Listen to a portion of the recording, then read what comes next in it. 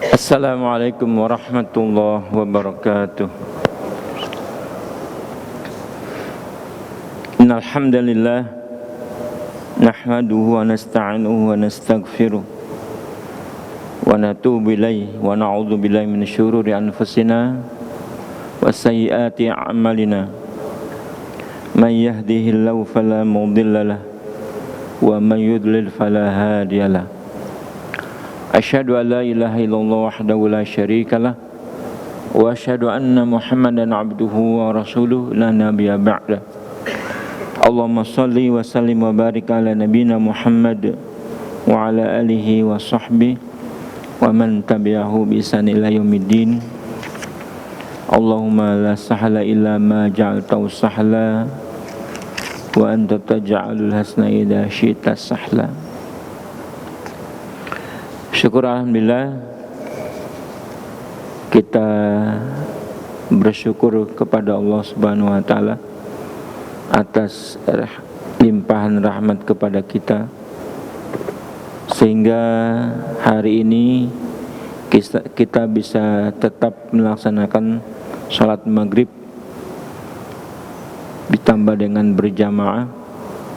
Kemudian kita disempatkan pula untuk duduk sejenak mendengarkan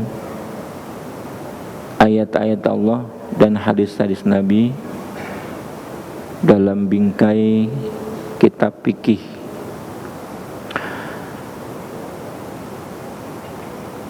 Kita senantiasa bersyukur atas nikmatnya kepada kita, agar terus kita ditambahkan nikmat-nikmat yang lain.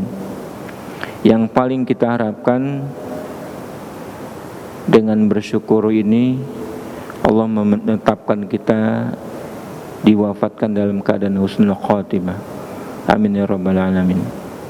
Salawat dan salam tercurah buat baginda Nabi kita Muhammad sallallahu alaihi wasallam yang telah datang membawa agama yang benar serta petunjuk untuk diikuti oleh umat manusia. Alhamdulillah, kita termasuk umatnya yang setia. Begitu pula salawat dan salam semoga tercurah buat keluarga beliau, buat para sahabat beliau, buat para tabi'in, dan siapa saja yang terus tegak melaksanakan dinul Islam sampai hari kiamat kelak. Jamaah yang berbahagia, pada hari ini sebagaimana biasa kita membahas masalah fikih dari kitab Fikih Muyassar. Alhamdulillah pula kita sudah tuntaskan masalah toharo. Toharo dengan secara ringkas bagaimana itu dipegang oleh kaum mukmin. Dia dengan memegang hukum-hukum toharo, maka dia siap melaksanakan kewajiban-kewajiban berikutnya, terutama kewajiban yang disyaratkan mesti toharo. Kitab 1 sudah selesai, sekarang kita kitab kedua tentang sholat. Nah, ini yang paling banyak kita lakukan. Kitab sholat yang paling banyak kita lakukan. Kita ke masjid, ya kalau ditanya ya untuk sholat, yang paling mendasar itu. Nah, barangkali sholat adalah perkara-perkara yang sudah lumrah kita laksanakan. Mungkin uraiannya barangkali bagaimana kita menyempurnakan ibadah sholat ini. Dengan apa? Dengan ilmu. Semakin tahu semakin berilmu, semakin berhujjah, sholat seseorang di pandangan Allah Subhanahu wa ta'ala bernilai. Dus sekaligus mudah-mudahan semakin mulia. Nah, sholat yang biasa kita lakukan barangkali memerlukan keterangan-keterangan bagaimana sholat supaya bisa sampai kesempurnaan sholat itu apa. Dan mudah-mudahan kita bisa mengkajinya. Namun sebelum sholat rinciannya, yang lain-lain yang di depan, yang muqaddimah, perlu juga kita bahas untuk menambah keyakinan bagaimana kita bisa menghadirkan sholat yang sempurna dalam pandangan Allah Subhanahu wa ta'ala. Bisakah kita mencapai sempurna? Bisa. Kalau seseorang sholat semuanya syarat-syaratnya dipenuhi, rukun-rukunnya dipenuhi, wajib-wajibnya dipenuhi, sunnah-sunnahnya dipenuhi, larangan-larangannya semuanya ditinggalkan, maka secara hukum sholat itu sempurna dilaksanakan. Nah, kita taunya yang bisa kita laksanakan sempurna dalam pengamalannya, maka Allah memberikan kesempurnaan itu. Daripada kita sholat tidak didukung oleh dalil-dalil, maka tidak memenuhi syarat. Kalau salah dalam masalah rukun menyebabkan batal. Kalau salah dalam masalah yang wajib menyebabkan tidak sempurna, dan seterusnya dan seterusnya. Maka sholat sekalipun kita sudah melaksanakannya, sekalipun kita sudah bahas, sekalipun kita bahas berkali-kali di banyak kajian-kajian kita, bagaimanapun seseorang membutuhkan pembahasan sholat, bagaimana dia bisa menyempurnakan sholat. Apalagi ya, seseorang ketika sholat itu banyak kondisi yang menyertainya, masalah khusyuk dan tidaknya. Sekalipun ilmunya secara fi'liyahnya, bahkan kauliyahnya dalam sholat itu sudah dikuasai, tetapi dalam masalah hati mungkin seseorang lagi galau, lagi tidak siap, sehingga perasaan hatinya itu bercabang antara sholat ke sana, maka tidak mendapatkan nilai khusyuk. Begitu. Nah, masalah khusyuknya sholat itu di luar pembahasan kita, sebab masalah khusyuk itu masalah yang lebih rumit. Seseorang mencapai khusyuk itu kita tidak membahasnya di sini. Pada kajian di sini Ahad pagi pekan pertama itu ada pelajaran tazkiyah Ustadz Yusuf Faisal, kita bisa mengambil pelajaran dari situ. Baik, sebelum sholat langsung masuk, kita bahas pertama adalah tentang definisi sholat itu apa, keutamaannya, dan kewajiban sholat yang 5 waktu. Definisi sholat kita sudah tahu, ya. Dalam segi lughawi bahasa, sholat berarti doa.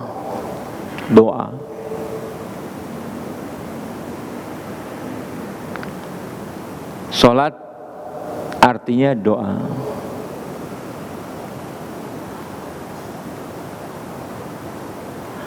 Dalam firman Allah Subhanahu wa ta'ala, surat Al-Isra wala tajhar bi sholatika, wala tajhar bi sholatika, itu maksudnya adalah jangan kamu keraskan dalam sholat kamu, maksudnya dalam berdoa. Wala tukhafid biha wabtaghi baina dzalika sabila, itu mana sholat adalah doa.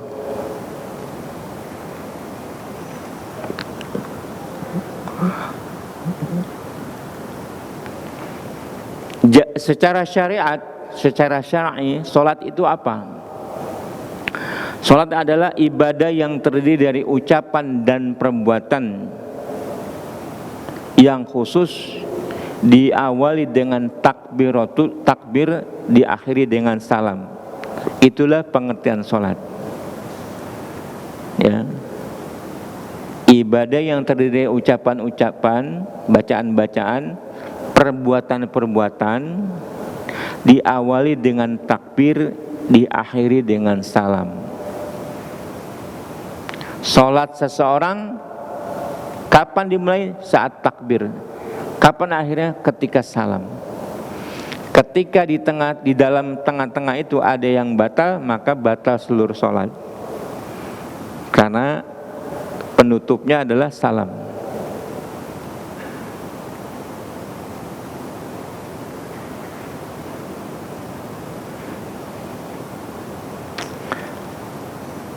Nah, perinciannya nanti. Kemudian keutamaan sholat.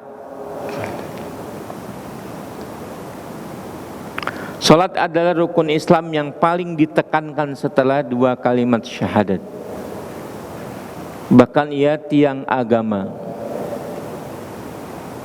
Allah telah mewajibkan atas nabinya Muhammad SAW pada malam Mi'raj, di atas langit yang ke-7, di atas langit 7. Dalam hadis Isra Mi'raj, Nabi menerima perintah sholat. Yang populer dalam hadis itu, Nabi Musa alaihissalam, kata Nabi Musa, umatmu tidak akan sanggup. Ketika sudah diperintahkan 5 waktu, Nabi Musa masih saja menyuruh, meminta Nabi untuk kembali. Tapi Nabi mengatakan, serasa sudah cukup. Allah mewajibkan 5 kali, tetapi berpahala 50 kali. Karena innal hasanati, dibalas satu kebaikan dengan minimal 10 kebaikan. 5 kali sholat bernilai pahala 50 kali minimal. Nah, hadis-hadis tentang keutamaan sholat banyak sekali, ya. Di antaranya as-shalawatul khamsah wal jum'atu ilal jum'ah wa Ramadan ila Ramadan mukaffaratun bainahunna majtunibal kabair. Salat yang 5 waktu, kemudian dari satu Jumat ke Jumat berikutnya, kemudian Ramadan ke Ramadan berikutnya, itu menghapuskan dosa selama ditinggalkan dosa-dosa besar.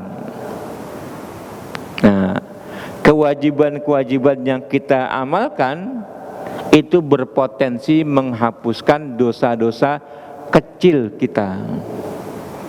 Sebab dosa-dosa besar tidak bisa dihapus dengan kita melaksanakan kewajiban-kewajiban. Dosa besarnya dihapus itu dengan cara bertobat. Tetapi otomatis untuk dosa-dosa kecil dengan melaksanakan, misalnya gini, kita sholat maghrib, kalau sempurna menurut Allah, diberikan ganjaran sholat yang itu, maghrib itu minimal 10 kali, Kemudian dia berfungsi menghapuskan kesalahan-kesalahan sejak waktu asar tadi. Dari waktu asar ke maghrib kita melakukan kesalahan apa? Dosa-dosa kecil. Banyak sekali dosa kecil. Nah, dengan sholat yang baik, kesalahan-kesalahan itu dihapuskan oleh Allah otomatis tanpa kita memintanya. Apalagi kita memintanya. Tanpa kita memintanya secara khusus, ya Allah, ampunkan dosa-dosaku. Tanpa kita memintanya, otomatis sholat itu dari satu sholat ke sholat berikutnya menghapuskan antara keduanya. Itu sholat. Begitu juga dari Jumat ke Jumat. Kalau seorang muslim misalnya dari tadi waktu asar sampai maghrib dihapuskan kesalahan, tapi tidak ada mungkin yang tidak terhapus. Rahasianya kembali kepada Allah. Ada yang mungkin tidak terhapus. Dari 5 waktu itu tidak semuanya terhapus karena saking banyaknya. Atau kualitas sholat kita tidak memungkinkan untuk menghapus dosa-dosa itu. Nah, maka kita perlu perhatikan kualitas sholat kita, karena kualitas sholat itu menghapuskan kesalahan-kesalahan.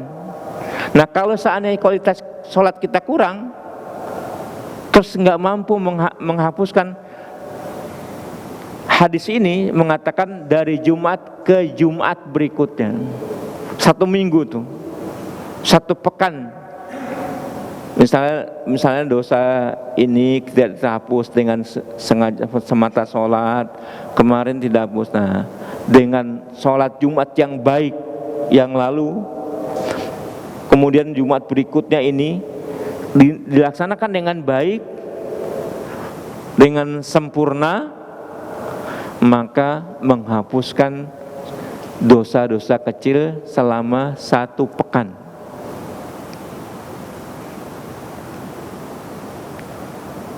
Begitu juga kebiasaan sholat 5 waktu, kemudian sholat Jumat belum bisa menghapuskan dosa-dosa kecil kita. Allah memberi peluang Ramadan ke Ramadan berikutnya 1 tahun. Ada dosa-dosa yang tidak bisa dihapuskan dengan sholat, tidak bisa dihapuskan dengan ibadah Jumat, tapi ibadah Ramadan mampu menghapuskannya dengan izin Allah Subhanahu wa taala. Nah, as-shalawatul khamsah wa jum'atu ila jum'ah wa Ramadan ila Ramadan mukaffaratun lima bainahunna majtunibatil kabair. Selagi orang itu menjauhi dosa-dosa besar, maka kita perlu memastikan apakah sholat itu bisa menghapuskan dosa-dosa. Memastikan ini gimana? Tentunya dengan ilmu. Bagaimana Nabi menyuruh kita sholat, bagaimana seterusnya, apa yang dibaca, semuanya. Kalau sempurna, kita bisa lebih banyak menghapuskan dosa-dosa kita. Hadis riwayat Imam Muslim. Begitu juga hadis berikut ini, Nabi memberikan misal, contoh. Ara'aitum law anna nahran bi babi ahadikum yaghtasilu minhu kulla yawmin khamsa marat hal yabqa min daranihi syai'? Qalu la yabqa min daranihi syai'. Qala fadzalika mathalu sholawat al-khams yamhullahu bihinna al-khotoya.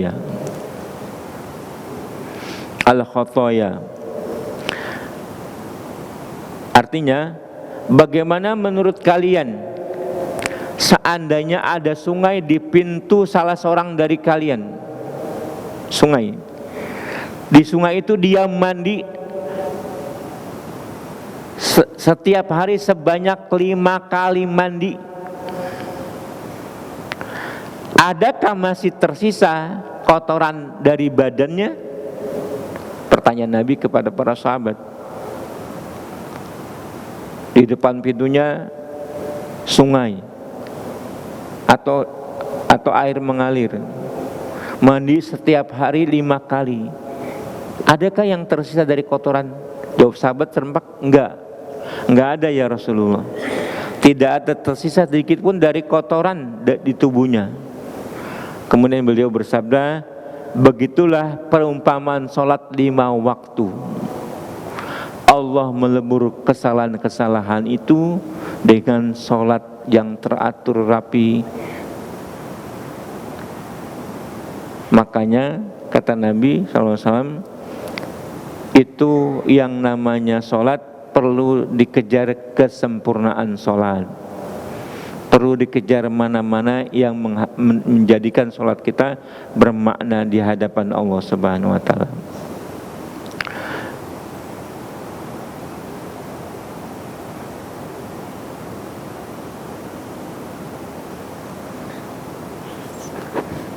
Baik, ya,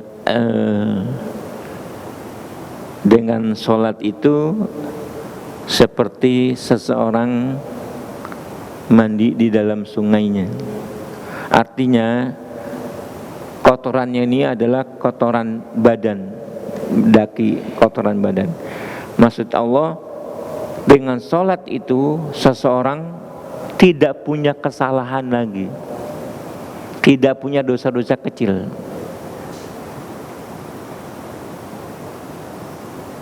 Kalau terus dilaksanakan, maka menjadi yang muqimus shalah.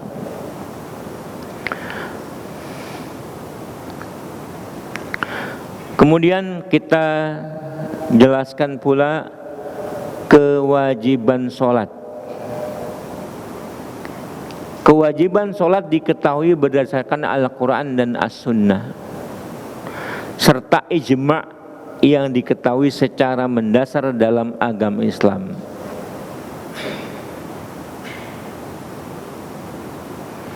Dari firman Allah Al-Quran misalnya, bunyi ayat waqimus sholah, dirikanlah sholat. Itu perintah Allah Subhanahu wa Ta'ala. Al-asl fil amr lil wujub.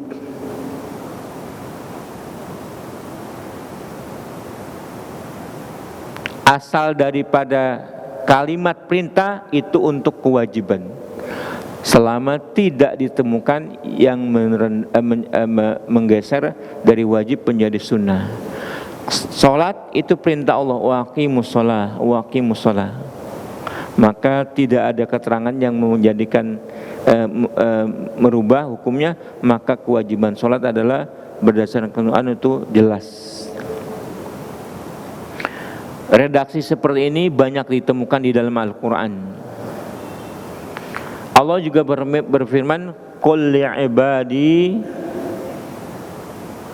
alladzina amanu yuqimus shalah. Qul li'ibadi alladzina amanu yuqimus shalah. Katakanlah kepada hamba-hambaku yang saleh, yang telah beriman, hendaklah mereka mendirikan salat.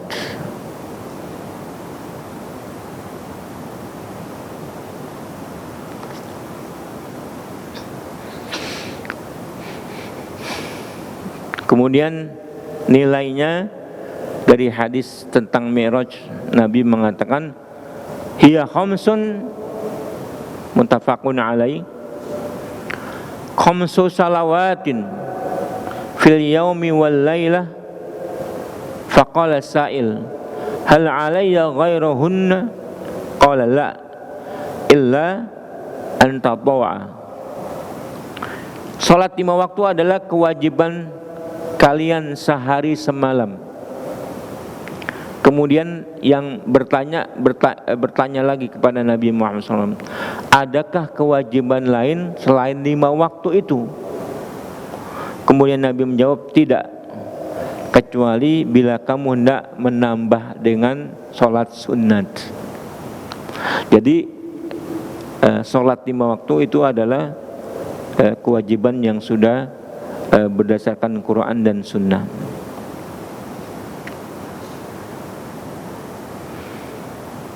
Sholat itu wajib dikerjakan bagi setiap muslim yang balik dan berakal. Balik, berakal, muslim. Maka tidak wajib sholat itu bagi orang kafir, anak-anak, dan orang gila. Nah, tapi anak-anak perlu dilatih. Tidak ada kewajiban sebelum mereka balik. Rufi'al qalamu an salasatin anin naim hatta yastaqid wa anil majnun hatta yufiq wa anil saghir hatta yablug. Pena akan diangkat dari 3 jenis orang.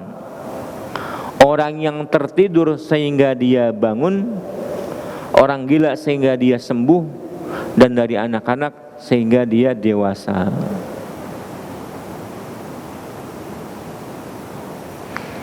Nah, untuk anak-anak, orang tuanya wajib memerintahkan kepada anaknya ketika umur 7 tahun.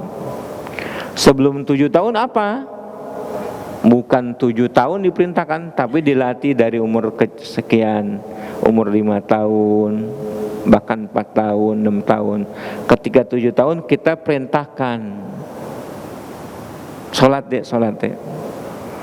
Nah, Nabi mengatakan kalau sudah umur 10 tahun dia tidak mengerjakan, maka boleh kita mendidiknya dengan cara, kalau perlu dengan cara memukul. Nah, barangkali 10 tahun belum balik, tapi kita perlu mendidiknya, mengajarinya apa arti pentingnya syariat Allah kita tanamkan kepada anak-anak dengan cara memukul yang tidak menyakitkan. Paling tidak datang di perasaan anak-anak kita bahwa kita tidak main-main dalam perkara syariat Allah, sehingga dengan usia 10 tahun dia rajin sholat. Kata para pakar pendidikan, kalau anak itu dalam usia 10 tahun sudah terbiasa sholat, maka seterusnya sudah dewasa berikutnya sudah pasti bisa sholat. Tapi kalau di umur 10 tahun tidak terbiasa sholat, maka sulit lagi kita mengajarinya. Nah, maka anak-anak itu belum wajib mungkin, tapi dididik melaksanakan sholat. Kemudian barang siapa mengingkari sholat, mengingkari atau meninggalkan dengan mengingkari orang yang sholat tapi keyakinannya itu diingkari. Yang cuma meninggalkan saja tapi tidak mengingkari, itu hukumnya berbeda. Nah, tapi secara umum barang siapa meninggalkan sholat itu dihukum kafir.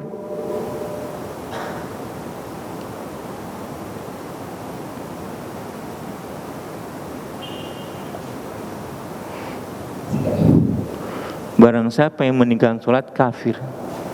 Kata Nabi Muhammad SAW, al-ahdu bainana, al-ahdu ladhi bainana wa bainahum as-salat, faman tarokaha faqad kafara. Perjanjian antara kami dengan mereka orang musyrik adalah sholat. Barang siapa meninggalkannya maka sungguh dia telah kafir. Nah, ini banyak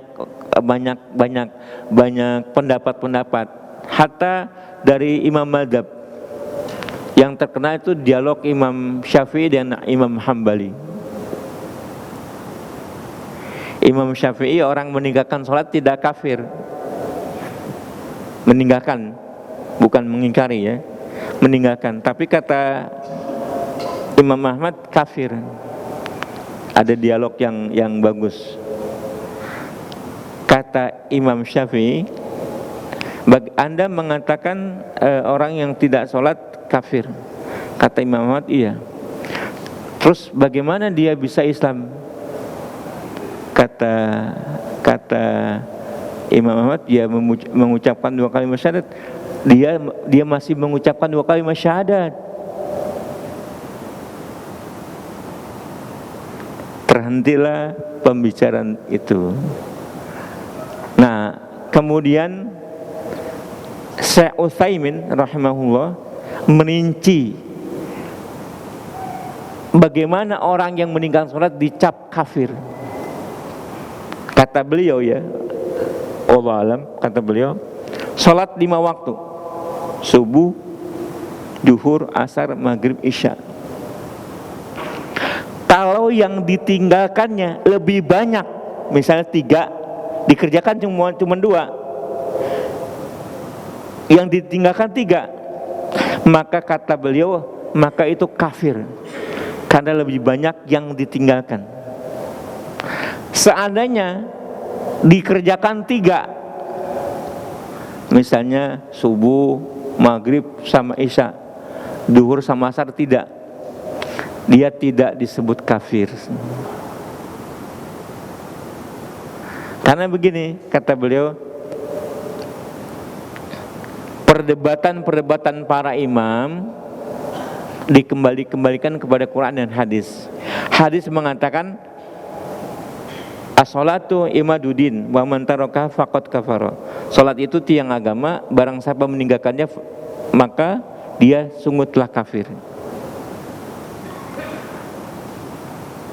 Kan perdebatan, beliau memberikan argumentasi kalau 5 waktu dikerjakan lebih banyak dari yang ada, itu tidak kafir, hanya fasik, berdosa besar.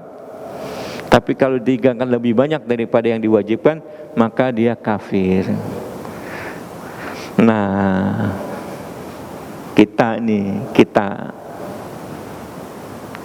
waktu masih, kita kan umurnya sudah berlalu. Ketika masih muda, mungkin kita pernah meninggalkan sholat.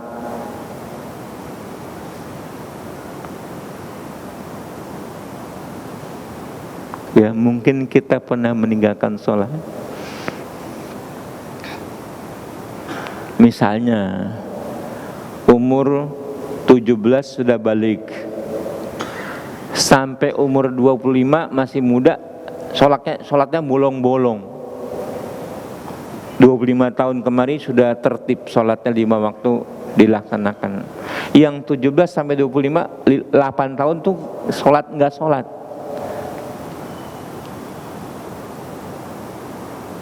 Dihukumin kafir mau? Dihukumin kafir karena meninggalkan sholat. Nah, maka dalam mazhab Syafi'i itu kan tidak dikafirkan orang yang meninggalkan sholat karena sengaja, karena kesibukan, atau karena tidak tahu betapa pentingnya sholat, kita tinggalkan, atau karena kebiasaan. Banyak di antara kita ikut-ikutan, nggak sholat nggak apa-apa. Maka menurut mazhab Syafi'i wajib diqodho sholat yang ditinggalkan. 8 tahun mengqodho sholat, 8 tahun mengqodho sholat. Mazhab Syafi'i.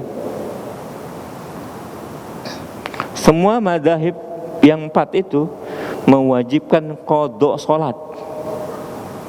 Jumhur.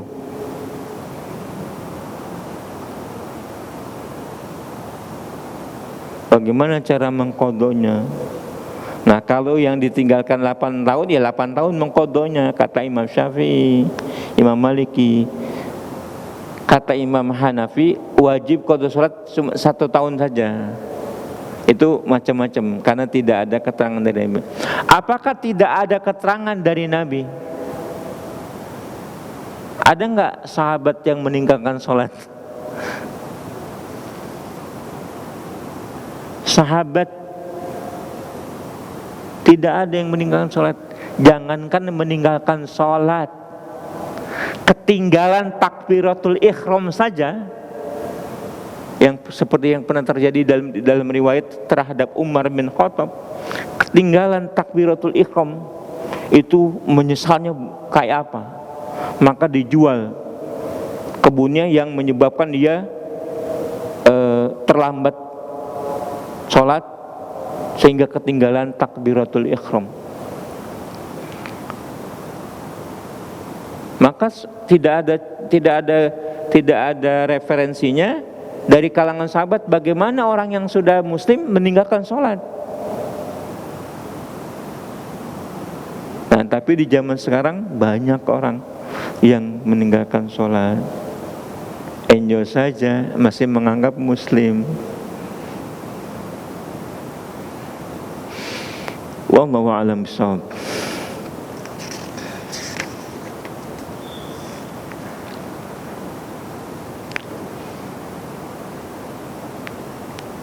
Qadha sholat bagi Imam Hanafi 1 tahun saja. Tetapi tentang hukumnya sholat, sepakat barang siapa mengingkari maka kafir dia, sekalipun dia melaksanakan sholat itu. Karena mengingkari termasuk keyakinan.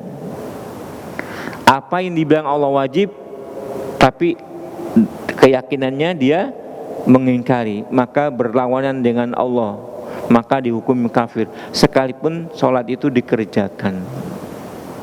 Nah ini terkenal dalam pembahasan Ahlus Sunnah wal Jamaah dalam masalah akidah, ya.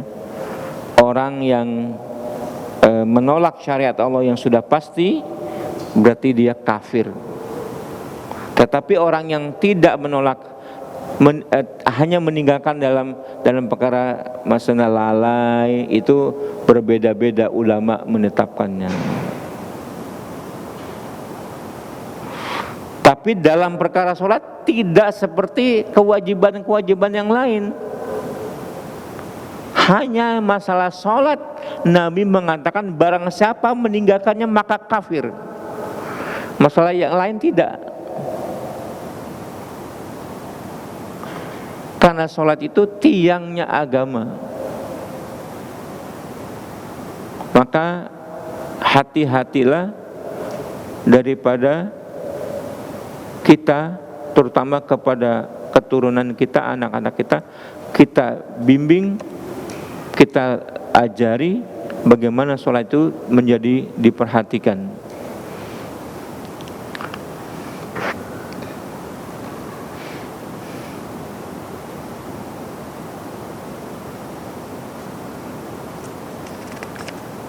Ya.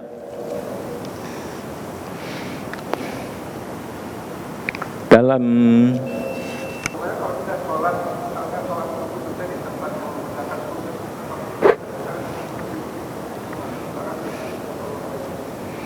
ya, ini sebenarnya nanti dalam pembahasan sholatnya.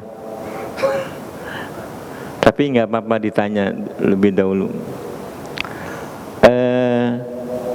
Apakah makmum wajib membaca Al-Fatihah? Nah itu ada kontroversi. Bagi mazhab Syafi'i wajib makmum baca Al-Fatihah. Itu mazhab Syafi'i. Tetapi dalam mazhab Syafi'i yang wajib itu menjadi kontradiktif. Misalnya begini, kapan kita mendapatkan rakaat bersama imam? Ini dikenal dalam mazhab Syafi'i. Dalam mazhab Syafi'i kita mendapat rakaat bersama imam kalau kita bisa ruku bersama imam. Kita datang, imam sedang ruku, kita sempat ruku, Allahu Akbar, kita ruku, imam masih tetap ruku, begini ruku, kita datang, Allahu Akbar, imam tetap begini. Itu namanya kita dapat. Nah, kan dapat rakaat itu.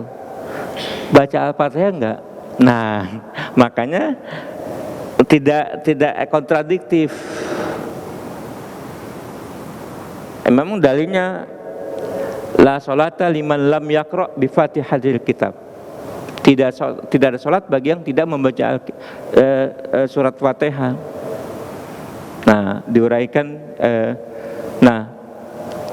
dalil yang lain, misalnya yang Abu Bakr masuk ke masjid, Nabi sudah ruku.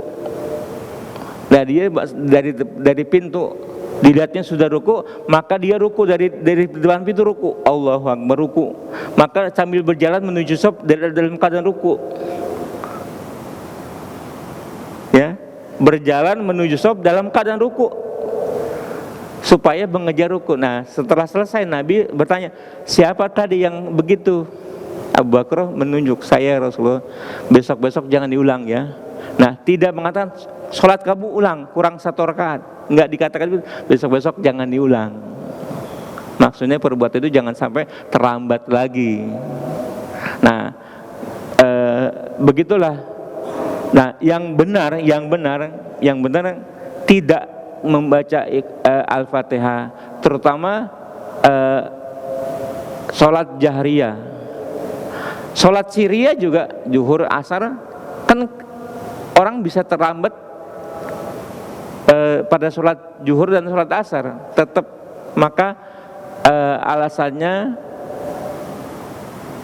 bagi makmum tidak diwajibkan membaca Al-Fatihah, tetapi makmum kita mestinya disarankan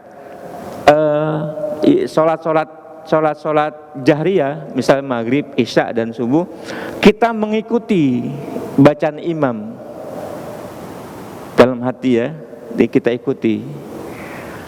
Kalau sholat yang siriyah, zuhur dan asar, kita dari awal, maka ketentuannya, hikmahnya adalah seseorang muslim tidak boleh terlambat dalam sholat. Imam takbir, kita Allahu Akbar, takbiratul ihram, gak boleh terlambat apapun. Kalau terlambat, nah kata Nabi, kalau terlambat takbiratul ihram bersama imam, maka hitungannya tidak dianggap. Maksudnya begini, barang siapa yang sholat bersama imam berjamaah tidak ketinggalan takbiratul ihram selama selama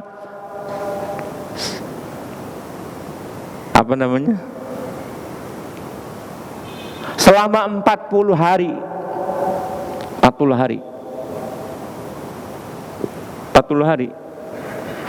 hari sholat bersama imam di mana saja, apa di sini atau di luar bersama imam, itu dihilangkan dari dua. Pertama, dihilangkan dari kemunafikan. Yang kedua, dihindari dari adab neraka. Nah, dengan dua itu seseorang bisa, tapi nyatanya sulit. Misalnya 39 hari saya bisa bersama imam, besoknya gagal, hitung lagi dari awal. Enggak 39 kurang 1 hari ditambah, enggak, berturut-turut selama 40 hari bersama imam dapat takbiratul ihram. Makanya kalau kita terlambat, ya sudah, enggak dapat takbiratul ihram bersama imam. Makanya dianjurkan sholat kita datang lebih awal supaya mengejar takbiratul ihram. Begitu, Allah alam. Yang kedua, kalau sholat imamnya pakai kunut, kita bagaimana? Berdasarkan fatwa-fatwa ahli ilmu, saya kutip dari pendapat Syekh Utsaimin, kita ikut imam kunut. Bahkan kalau seandainya kunut itu kita mendoakannya, kalau kita tidak ikut mendoakannya menimbulkan fitnah. Misalnya begini fitnah itu, misalnya kita ini kan misalnya jamaah, dia misalnya ngadakan kunut, ketika kita kunut orang-orang pada nengok kepada kita, itu fitnah namanya. Orang-orang pada ini nggak pakai kunut ya. Kita itu doa, ya kita ikut berdoa menurut saya Utsaimin. Tapi kalau misalnya kita tidak ikut berdoa, misalnya hanya berdiri saja, tidak menimbulkan fitnah, udah biasa, masyarakat yang heterogen, ya nggak apa-apa. Bukan ini, ada fatwa dulu, saya pernah mendengar, kalau imamnya baca kunut, kita sujud duluan. Nah itu nyuruh kita menyelisih imam. Sebaiknya nggak sholat saja sama dia daripada menimbulkan fitnah. Itu dari ahli ilmu. Wallahu a'lam bishawab. Jadi kita sholat mengikuti imam. Apabila hal-hal yang menjadi khilaf di antaranya kunut, kita ikuti. Kalau kita tidak ikuti, kita memperhatikan tidak menimbulkan fitnah. Wallahu a'lam bishawab.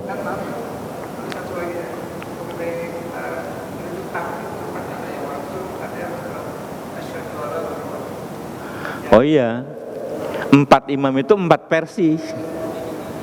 Kalau mazhab Syafi'i, kapan penunjuk tangannya ditegakkannya kapan? Gitu. Ketika syahadat, asyhadu alla ilaha illallah.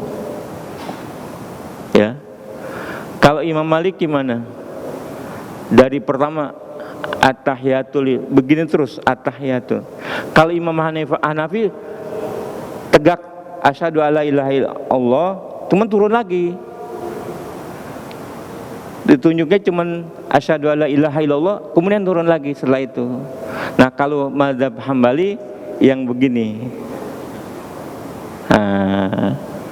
Sebenarnya masalah menunjuk itu sepakat para imam itu ada isyarat dengan telunjuk, cuman kapannya masing-masing berbeda. Barang siapa yang tidak memberikan isyarat menyelisih sunnah dan menyelisih para a'immah. Wallahu a'lam bishawab. Kita akhiri dulu, mudah-mudahan bermanfaat. Lebih kurang mohon maaf. Subhanakallahumma rabbana wa bihamdika asyhadu an la ilaha illa anta astaghfiruka wa atubu ilaik. Assalamualaikum warahmatullahi wabarakatuh.